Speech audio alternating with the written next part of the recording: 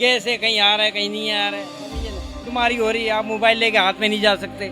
आप कोई पैसा लेके आप हाथ में नहीं जाए, किसी को ज़रा असुर मिल जाए आपको मार के जान से आपसे बाइक छीन के ले जाएंगे। क्या हम जिस पे भरोसा करते वही कर देता है बस। अस्सलाम वालेकुम। उम्मीद करता हूँ कि आप लोग ठीक ठाक होंगे, खैरियत से होंगे। SH TV एक बार फिर से आप तमाम दोस्तों के साथ, और मेरे साथ हमारे बहुत ही प्यारे से दोस्त भी हैं। इनसे कुछ आज हम बात करेंगे ज़िंदगी के हवाले से, कि ज़िंदगी जो है किस डगर पे जाके हमें मायूस भी करती है। कभी हम सोचते हैं कि ज़िंदगी बहुत अच्छे से गुजर रही है। कुछ तल्ख बातें आज की इस प्रोग्राम में आपको सुनने को मिलेंगी, ज़रा कान साफ करें। अस्सलाम वालेकुम। SH TV की तरफ से खुशामदीद कहते हैं आपको। वालेकुम अस्सलाम। आपका प्यारा सा नाम क्या है? मोहम्मद उस्मान। कराची में कितने अरसे से रह रहे हैं? कराची में जी हमारी पैदाइशी कराची की है, यही हम पले बड़े हुए, सब कुछ यहीं पे हुए। आपने अपनी ज़िंदगी का सुनहरी दौर भी देखा होगा। और सुनहरी दौर यही देखा था हमने कि भाई किराए भी कम होते थे, हर चीज़ सस्ती थी। समझे ना, चोर बाजारी लूट मारी ये नहीं था, इसका बाजार गर्म नहीं था बिल्कुल भी, समझिए ना। अब हर इंसान एक दूसरे का गला काटने पे लगा पड़ा है, किसी तरह मैं पैसे बना लूं, पीछे वाला भले भुगतता रहे जो भी करे, समझिए ना। हर आने वाला यही बोलता है मैं पिछले जो करके चले गए वो तो चलो वो करके गए, ये नहीं करके, अब मैं आया हूँ तो मैं तो कुछ करूँ, मगर बात वहीं आके ख़त्म होती है। हम जिस पे भरोसा करते वही धोखा देता है बस। इसको धोखा ही समझ लो ना, और क्या। मैं बोलता हूँ मैं ये बड़े बड़े काम कर दूँ, आपको ये मसले मसाइल हल करके दे दूँ, अभी तक तो कोई आवाम के मसले मसाइल हल हुए नहीं, और आगे भी कोई चांस नहीं लगे। बिजली जा रही है, समझ ना, बिजली के बड़े बड़े दावे किए थे, बड़े बड़े वो प्लानिंग की थी, बिजली भी रास्ते में रह गई, समझिए ना। पानी है वो कहीं आ रहा है कहीं नहीं आ रहा है, लोग दर बदर हो रहे हैं, बर्तन लेके घूम रहे हैं, समझिए ना। गैस है, कहीं आ रहा है कहीं नहीं आ रहा है, समझिए ना। ये चंद चीज़ें इंसान की ज़रूरियात की होती हैं। रोड देख लो, यहाँ पानी भरा हुआ है, यहाँ पानी भरा हुआ रोड है। इतनी तो बारिश भी अभी नहीं हुई है, हल्की फुल्की बारिश हुई है। बताओ, ये तो हाल मारे यहाँ के नालों का, महनों का, ये यहाँ के इनकी कारकर्दगी बिल्कुल सामने आ गई। बिल्कुल अल्लाह ना करे 4-5 घंटे अगर बारिश हो जाती तो क्या हाल होगा। मेरे ख्याल कश्ती चलेंगी कराची में फिर। अच्छा, आप ये बताएं कि कराची में इतने अरसे से आप रह रहे हो, तो कराची के कौन कौन से इलाके आपने देखे हैं जो अच्छे भी हैं बुरे भी? भाई अच्छे बुरे क्या, इस टाइम तो सारे ही जो ना एक ही कैटेगरी में आ गए। पहले चंद इलाके अच्छे होते थे, अब तो सारे ही बुरे हो गए। डिफेंस का इलाका तो बहुत अच्छा होता है। भाई डिफेंस का तो होएगा अच्छा, इसलिए कि भी वो लोग देते, टैक्स भी देते, मगर उनके वहाँ के रहते भी बड़े बड़े लोग हैं। हमारे जैसे तो नहीं है ना, वहाँ तो बड़े बड़े लोग हैं, वो अपने मसाइल हल भी करा सकते हैं। हम क्या कराएंगे, मजदूर आदमी क्या कराएगा, उसको अच्छा, पानी बिजली गैस चाहिए और क्या चाहिए। अच्छा, आप ये बताएं, जो आप अभी बिल की बात कर रहे हैं, ये जो बिल के ऊपर टैक्स आता है, कि आपको पता है कि आप कितने टैक्स दे रहे हैं उसके ऊपर? हम तो जो बिल आता है भाई वही भर देते हैं। हमने तो अभी पूछा नहीं भी क्या कर रहे हो क्या नहीं कर रहे हो। टीवी आपके घर में है या नहीं है, टीवी का टैक्स लग के आ रहा है, ठीक है। और रेडियो हमारे घर में नहीं, कोई ऐसी चीज़ हमारे घर में नहीं है। आटा पूरा हो जाए बड़ी बात है। ये तो बातें हो गई अभी जो मसले मसाइल चल रहे हैं, बड़ी मायूसी की तरफ है। इससे पहले जो आप 15-16 साल के थे, तो उस टाइम आपको ज़िंदगी कैसी लगती थी? वो तो बस जो टाइम गुजर गया ना वो तो गुजर गया। बस हमारे जैसे ही लोगों ने, चंद लोगों ने अयूब को कुत्ता बोला था ना, अयूब को कुत्ता बोला था। मैं बोलता हूँ आजकल के आज जो हुक्मरान है ना, इनसे वो हमारे लिए भले वो कुत्ता था कुछ भी था, वो इनसे लाख दर्जे अच्छा था। एक आवाज़ के ऊपर सारी आवाम को एक जगह पे ले आया था, वो लाया था, ये पूरी दुनिया मानती है इस चीज़ को। उसके बाद फिर जो भी आया है ना, बस फिर मुल्क का सेहरा बिखर गया।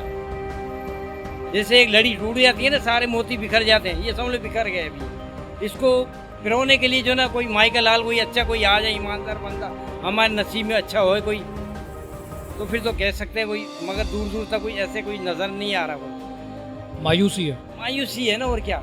जिसको आजमाते हैं वही आने से पहले बड़े सबज बाग दिखाते हैं, ये कर दूंगा वो कर दूंगा, मगर वही बात है आने के बाद जो ना कुछ नहीं होता, वही मसले वहीं झूमे तू हैं, समझिए।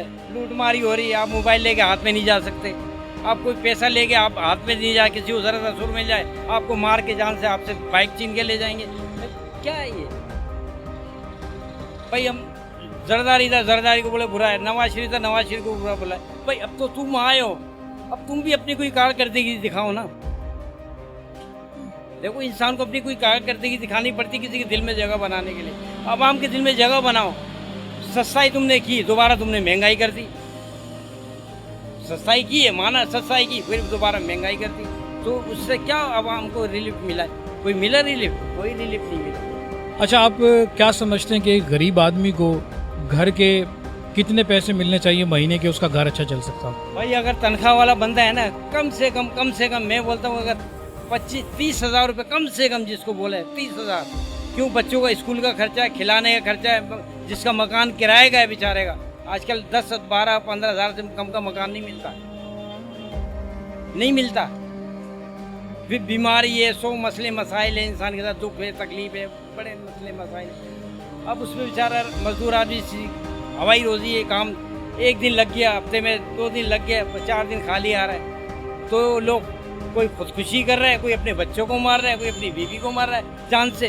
तो अब लोग का रुझान जो ना इस तरफ आगे, बोलो भाई अब और कोई रास्ता नहीं है, कोई चारा नहीं है। लोग जब नहीं मिलेगा खाने के लिए तो क्या करेंगे वो? ये बताएं कि आप ये सारे मसले मसाइल बता रहे हैं, ये हर इंसान के साथ जो है दरपेश आते हैं। आपके पास कोई ऐसा हल हो, कोई आइडिया हो जो इन मसलों का हल हो? सस्ताई करें, तनख्वाह अच्छी हो लोगों की, फिर लोग जुराइम की तरफ नहीं जाएंगे, ऐसे हरकतों ऐसे कामों की तरफ नहीं जाएंगे। मगर क्या, लोग मजबूर हो जाते हैं। अच्छा, तो आपसे एक और सवाल करते हैं, क्योंकि कुछ ही दिन बाद कुर्बानी की ईद होने वाली है। अब क्या समझते हैं कि इतने लॉकडाउन और बेरोज़गारी के बावजूद भी लोग एक दूसरे के काम आ सकेंगे? देखिए जी, अगर जिसको अल्लाह ने साहिब हैसियत रखा है, साहिब हैसियत रखा है, उससे तो कुर्बानी करनी ही करनी है। अल्लाह की तरफ से उसकी अगर कुर्बानी मंजूर है, उससे कुर्बानी करनी ही करनी है, उससे कुर्बानी करनी करनी है। ऐसे भी इंसान सोच भी नहीं सकता, बोले यार अब के हालात बड़े टेढ़ हैं, अब के हो सकता कुर्बानी नहीं करनी। अच्छा, कुर्बानी के ऊपर जानवर लाने के ऊपर जो सबसे अहम नुक्ता ये है बात कि अब पंजाब से जानवर, पाकिस्तान के कोने कोने से जानवर आता है कराची में बिकने के लिए, ठीक है। वो बेचारे माल के साथ मेहनत करते हैं, खिलाई पिलाई करते हैं, तकरीबन 2.5-3 साल में जानवर जो है ना तैयार होता है। और जब वो वहाँ से लेके चलते हैं, अब जिसका इलाका आता है, बडेरों का, जिसके जो इलाके आते हैं ना, वो उनसे टैक्स लेते हैं। यार ये क्या है? अल्लाह के बंदो, कम से कम कुर्बानी के जानवरों में तो थोड़ी रिलीफ दे दो, यहाँ तो छोड़ दो। अच्छा, आप समझते हैं कि सिर्फ कुर्बानी के ईद पे ही इस तरह की सहूलियात हों, बाकी ज़िंदगी में नहीं होनी चाहिए? वही, वो तो बाकी तो होती ही रहती है, मगर इस दौरान तो कम से कम जो बंदा एक इतनी दूर से ख्वार होके आ रहा है, माल लेके आ रहा है, उसको रास्ते में रोक के उससे टैक्स लिया जा रहा है। अब आपका इलाका ही, आपने बोले टैक्स दो जी, आपको देना पड़ेगा, ये मेरा इलाका है, मेरा इसके, तो उसको जानवर को यहाँ पहुँचते पहुँचते कितना महंगा पड़ जाता है। फिर उसका असर जो पड़ता है वो किस पे पड़ता है? अवाम पे पड़ता है। किस पे पड़ता है? अवाम पे ही पड़ेगा ना। अगर आपका नुकसान है और आप हमसे ही पूरा करोगे ना, अपने घर से तो नुकसान नहीं पूरा करोगे, हमसे ही पूरा करो। फिर यहाँ पे इनको जंगल में बेचारों को जगह दी जाती है, उनके पैसे अलग हैं, लाइट के पैसे अलग हैं, अंदर माल एंट्री करेंगे 3,000 रुपये 2,000 रुपये फी जानवर के, वो अलग चार्ज कर रहे हैं। बाहर से आप चारा नहीं ला सकते, बाहर से आप पानी नहीं ला सकते हैं। यार ये क्या है? अच्छा, आप ये बताएं कि ये जो पाकिस्तान है, इसमें कौन लोग रहते हैं और किन का पाकिस्तान है, या सिर्फ हमारा ही पाकिस्तान? कायदे आज़म मोहम्मद अली ने जब ये मुल्क बनाया था तो ये इस बेस पे नहीं बना था एक ही बंदे का है, समझिए। ये सब जितने भी हिजरत करके वहाँ से आए थे, सब थे एक, ठीक है। अब रह मसला ये कि अब जो उसके बाद जो ना भी सिलसिला ये ऐसा होता जा रहा है, कोई किधर जा रहा है, कोई किधर जा रहा है, कोई किधर जा रहा है, आपस में नफ्सा नफ्सी होगी, आपस में एक दूसरे के बेरी हो गए। वो सिंधी है, वो बलोच है, वो माजिर है, वो पठान, ये वो सबको आपस में तकसीम कर दिया गया। बोला तुम इन चक्करों में लगे रहो, हमको इन चक्करों में उलझा दिया। और जो इन चक्करों में जा रहे हैं वो भी अपना नुकसान कर रहे हैं, वो भी अपना नुकसान कर रहे हैं, फ़ायदा नहीं हुआ है। ये पैसा तो वक्ती तौर का फ़ायदा होता है इंसान का। सबसे बड़ी अल्लाह जान की तंदुरुस्ती, जान की सलामती, जो ये सबसे बड़ा इंसान का मेरी नज़र में फ़ायदा है। अच्छा, आप ये बताएं कि आप और मेरी ज़िंदगी, इसके मसले मसाइल हमने झेल भी लिए और इन पे बात भी कर रहे हैं। ये जो आने वाली नस्ल है, इनके बारे में आप क्या देखते हैं? आने वाली नस्ल का तो भाई अभी क्या पता है, हमने तो अभी अपने वक्त से ही अंदाज़ा लगा लिया। आने वाली नस्ल को तो छोड़ो, बोलते हैं ना जो कोई चीज़ बनती है ना, बनने के टाइम पे ही पता लग जाता है इसका रिजल्ट कैसा आ रहा है, इसका रिजल्ट कैसा आएगा? तो अब ये आगे कोई चांस नज़र नहीं आ रहा है बिल्कुल भी। अच्छा, आप ये बताएं कि आप महीने में कितने पैसे कमा लेते हैं? महीने में भाई क्या कमा लेते हैं भाई, ये समझ लो अपने बच्चों का पेट पाल लेते हैं बस। ये शुक्र है मालिक की करम नवाजी है। बस ये एक छोटा सा अपना एक टुकड़ा खरीद लिया, 40 गज का मकान खरीद लिया बच्चों के लिए। सारी ज़िंदगी का बेनिफिट ये, वो भी मेरे बच्चे मेरे साथ मेहनत कर रहे हैं, 2 बच्चे मेरे। ये हम तीनों बाप बेटों ने मिल के ये समझ लो ये एक मकान लिया, वो बाकी हमारे को भी नहीं, बच्चे की शादी कर दी बस।